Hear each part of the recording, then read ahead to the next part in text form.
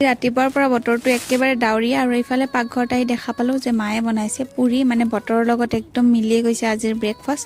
তো ময়ো ধুনীয়াকৈ দেৰি নকৰি মোৰ ব্ৰেকফাষ্টটো খাই ল'লোঁ। তাৰপাছত মই আহি গ'লোঁ ৰুমটোলৈ বুলি, ৰুমটো ঠিক ঠাক কৰোঁ বোলো। আৰু এইফালে ৰাতিপুৱাৰ পৰা আজি কাৰেণ্টটো নাই আৰু এয়া মই মোৰ ৰুমটো ধুনীয়াকৈ ঠিক কৰি ল'লোঁ। তাৰ পাছতে গছৰ তলত যাই দেখা পালোঁ যে দুটা আম পৰি আছে।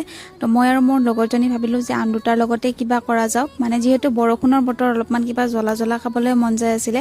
তো ভাবিলোঁ আমটোকে আমি চাটনি বনাওঁ আৰু ইমান ধুনীয়াকৈ বনাইছিলে, মানে তাইয়ে চাটনিটো বনাইছিলে আচলতে। মই ৰেডিহে কৰি দিছোঁ, ইমান টেষ্টি হৈছিলে, খাই বহুত ভাল লাগিছে। আৰু এইফালে দুপৰীয়া সময়ত মই ৰুমত গা পা ধুই মেলি আহিলোঁ আৰু দেখা পালোঁ মোৰ দুটা পাৰ্চেল আচলতে আগতে লোৱা হৈছিলে দুটা, কিন্তু আপোনালোকক ভিডিঅ'ত দেখুওৱা নাছিলোঁ। সেইকাৰণে ভাবিলোঁ যে আজি দেখাই দিওঁ। এই দুটা টি চাৰ্ট মই লৈছিলোঁ মিছ'ৰ পৰা। কটন নহয়, বাট আপোনালোকে ল'ব পাৰে, মানে কোৱালিটিটো বেয়া নহয়, ভালে, ডেইলি ৱেৰৰ কাৰণে ভাল। বৰষুণৰ বতৰত বা ঠাণ্ডা দিনত পিন্ধিব পাৰে। এতিয়া যিহেতু গৰমৰ ছিজন চলি আছে, এতিয়া অলপমান অসুবিধাই হয় বাৰু, যিহেতু কটন নহয়। আৰু এইফালে মই ধুনীয়াকৈ লাঞ্চটো কৰি ল'লোঁ। লাঞ্চত আজি আছিলে দাল, তাৰপাছত আলু আৰু বেঙেনাৰ ভাজি, ভেন্দি ফ্ৰাই আৰু আলু পিটিকা। তো চিম্পুলকৈ এনেকৈ খালোঁ আৰু আজি।